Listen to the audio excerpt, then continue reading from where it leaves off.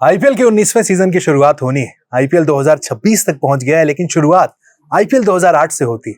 2007 का टी20 world cup Bharat जीत कर आया। उसके एक साल बाद भारत में आईपीएल नाम की चिड़िया इंट्रोड्यूस की जाती है।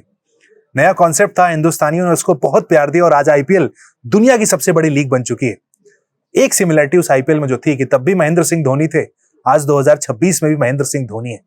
दूसरी सिमिलरिटी, आईपीएल 2008 को कवर कर रहे थे विमल कुमार, आईपीएल 2026 को हमारे साथ बैठकर कवर कर रहे हैं विमल कुमार। बहुत स्वागत है sir. Thank you so much Utkarsh. आपने मतलब अचानक जो है, जो वक्त की सुई जो है ना, आपने सीधे 18-19 साल पीछे ले गए। और मुझे याद, अभी भी मेरे पास वो एक्रेड कार्ड होगा जो आईपीएल का जो था, डीएलएफ आईपीएल, मुझे याद अभी भी येलो रंग का वो आईपीएल का कार्ड था, हमें मिला था।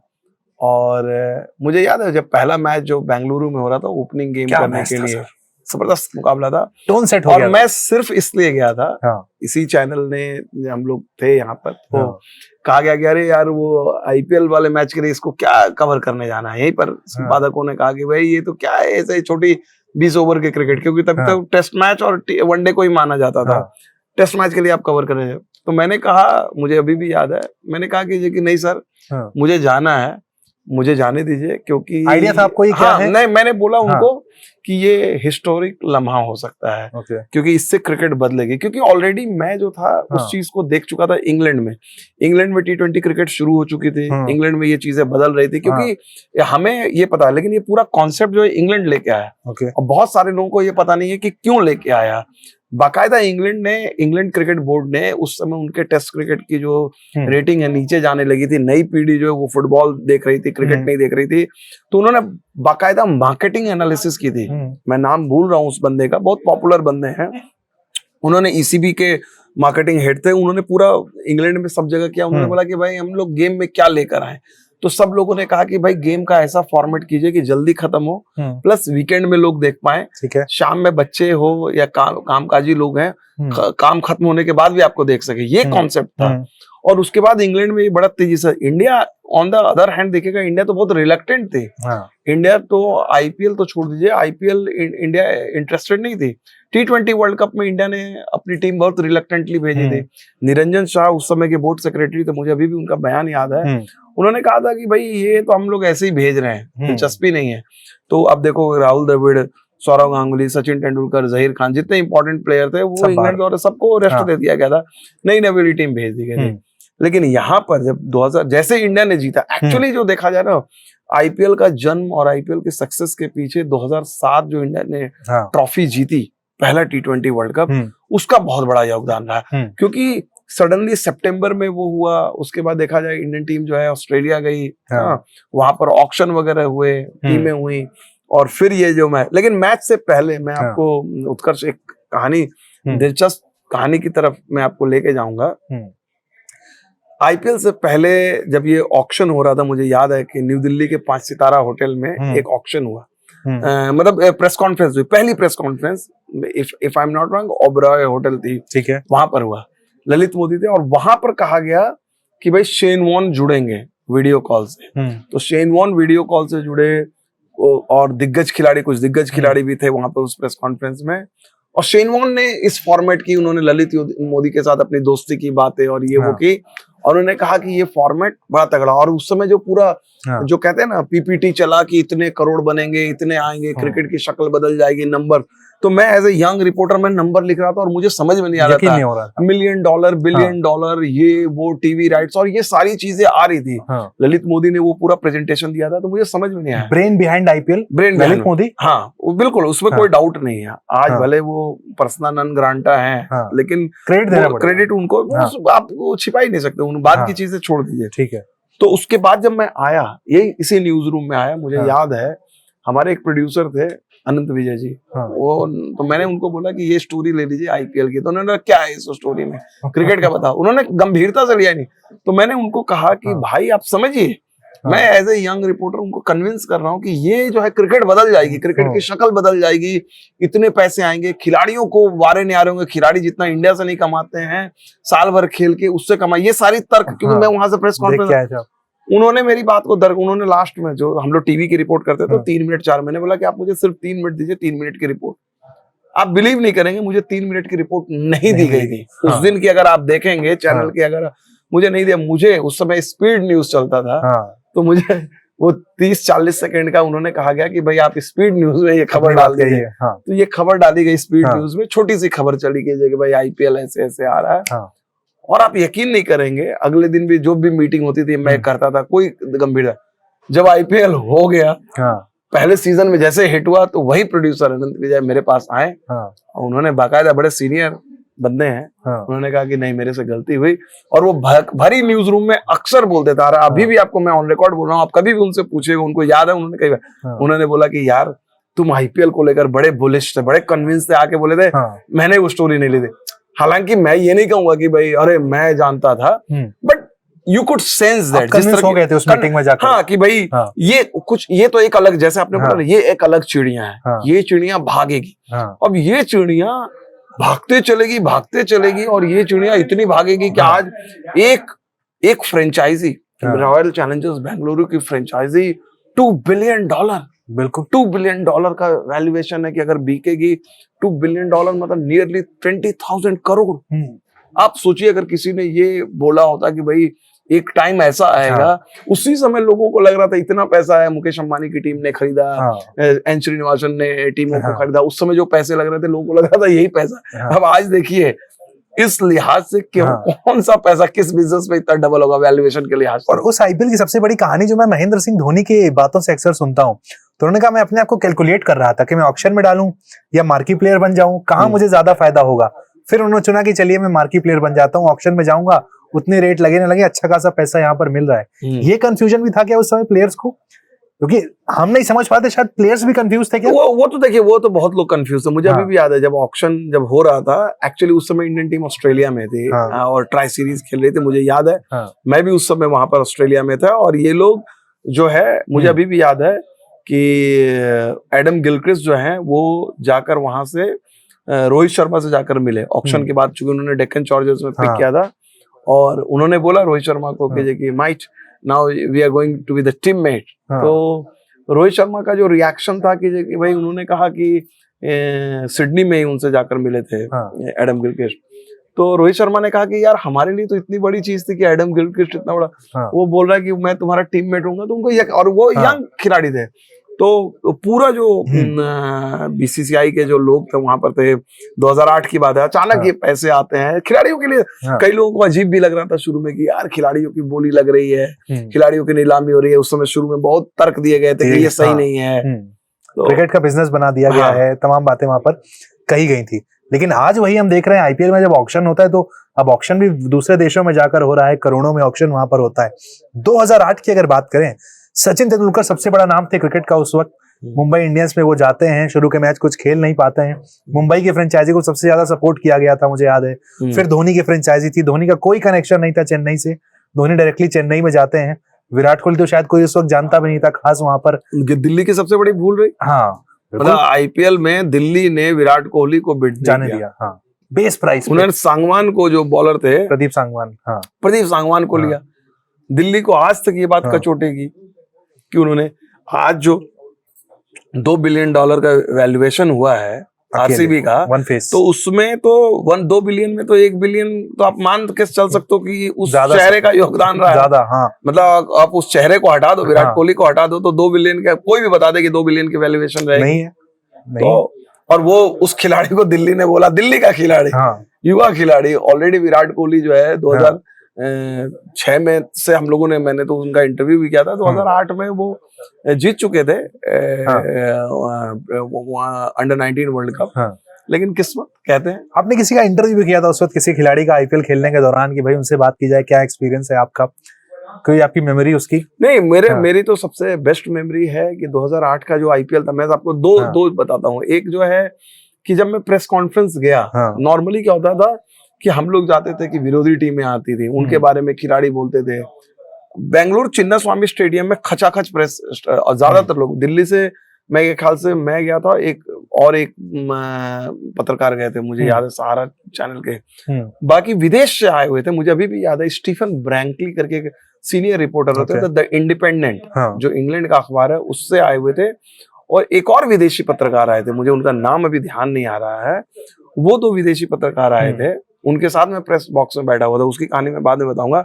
पहले जब ये प्रेस कॉन्फ्रेंस आई तो पहले राहुल द्रविड़ आए और फिर सौरव गांगुली आए और उनसे ये सवाल पूछे जा रहे थे कि दोनों राइवल हैं, आप क्या सोचते हैं, हराएंगे?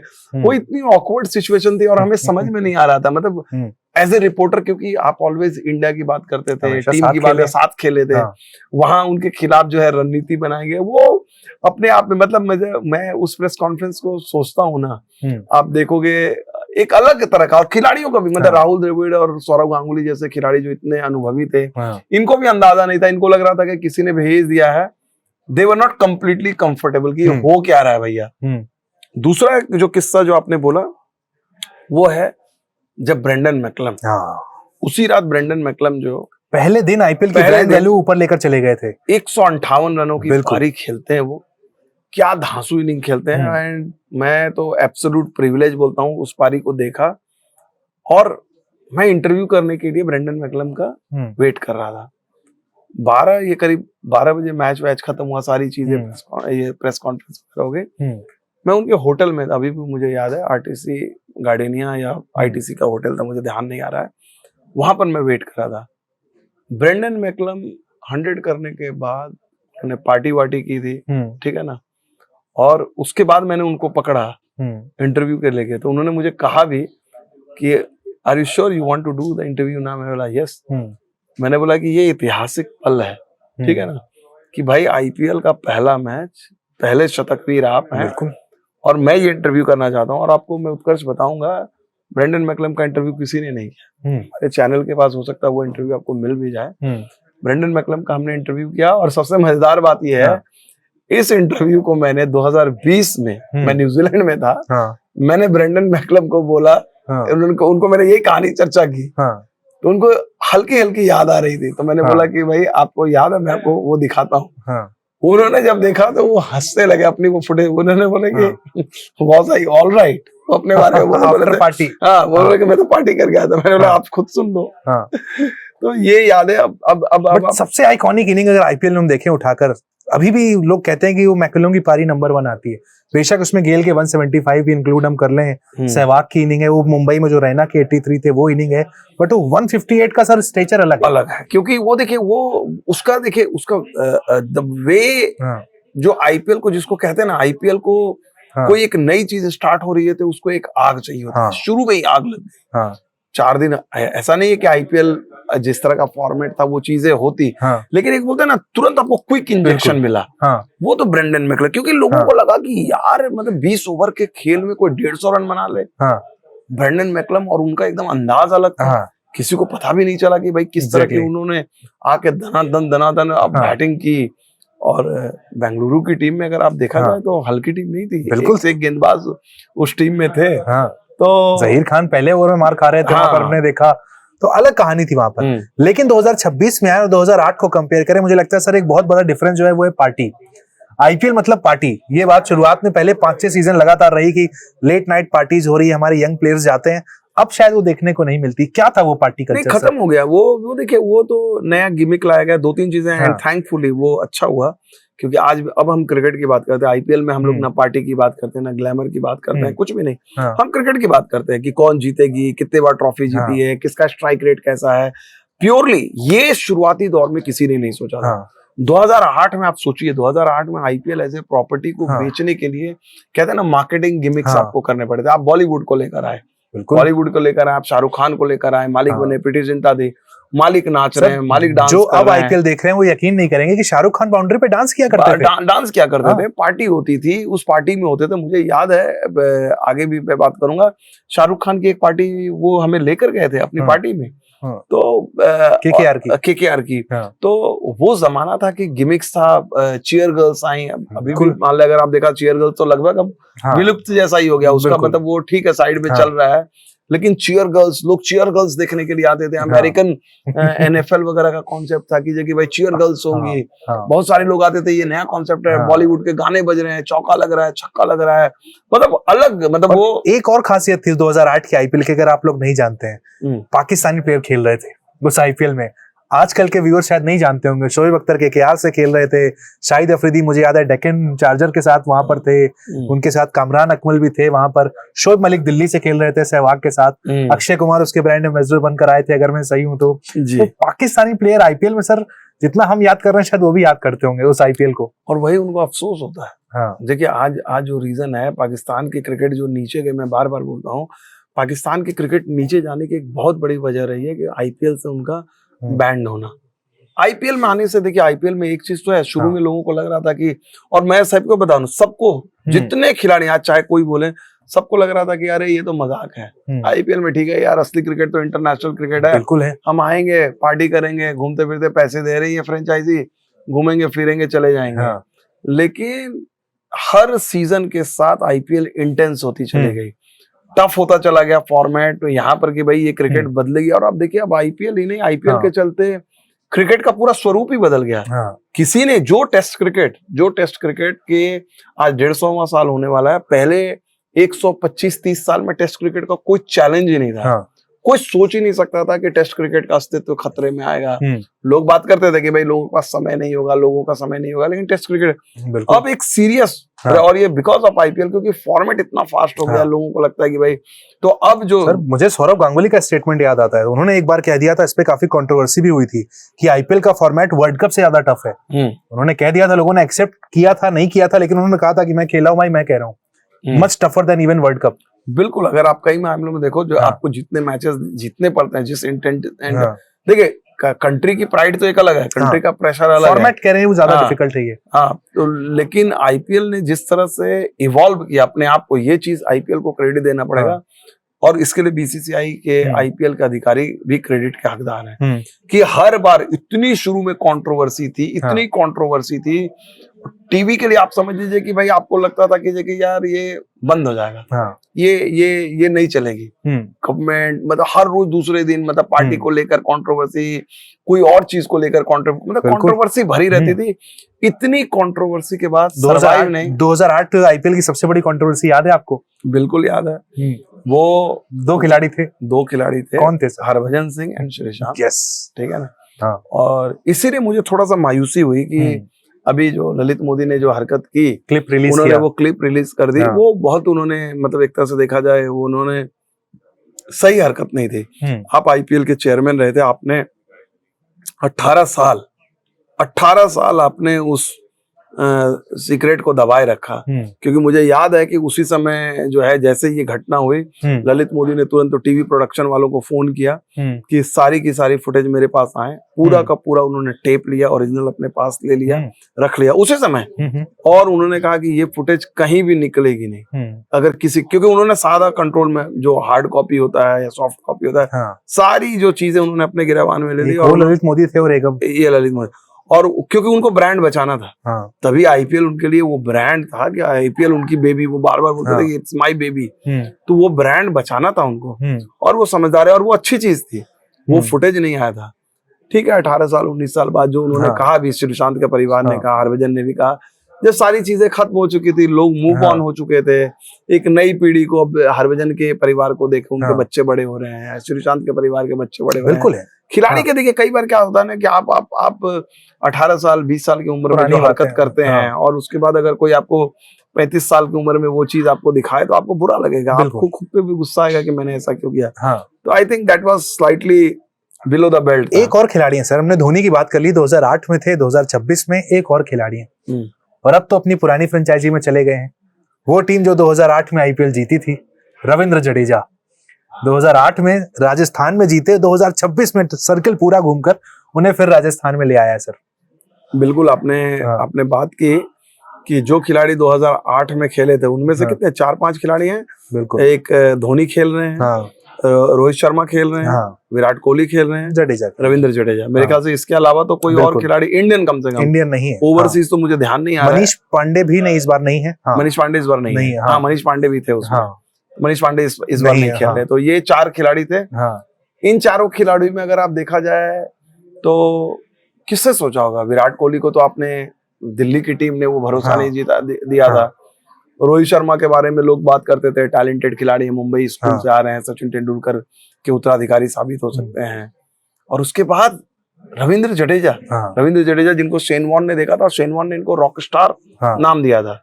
रविंद्र जडेजा जब आए थे और रविंद्र जडेजा नोटिस हुए थे अपनी नेचुरल फील्डिंग के लिए, बिल्कुल, बॉलिंग बैटिंग तो बाद में, और वो भी विराट कोहली के साथ ही खिलाड़ी थे अंडर 19 वर्ल्ड कप उस टीम में नोटिस हुए थे जिस टीम में मोहम्मद कैफ थे राजस्थान में।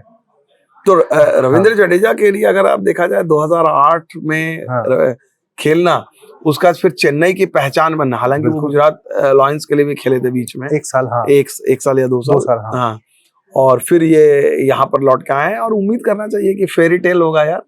राजस्थान रॉयल्स से इत्तेफाक से जो है पहली बार जब जीते थे तभी रविंद्र जडेजा थे, और हो सकता है कि 2026 में जो है जडेजा का जो ग्लैमर, जडेजा का जो कहते हैं ना कि गुड लक, वो इस बार। बट सर इतने कप्तान थे, मैक्सिमम सारे इंडियन कैप्टन थे 2008 में जो हमने देखा।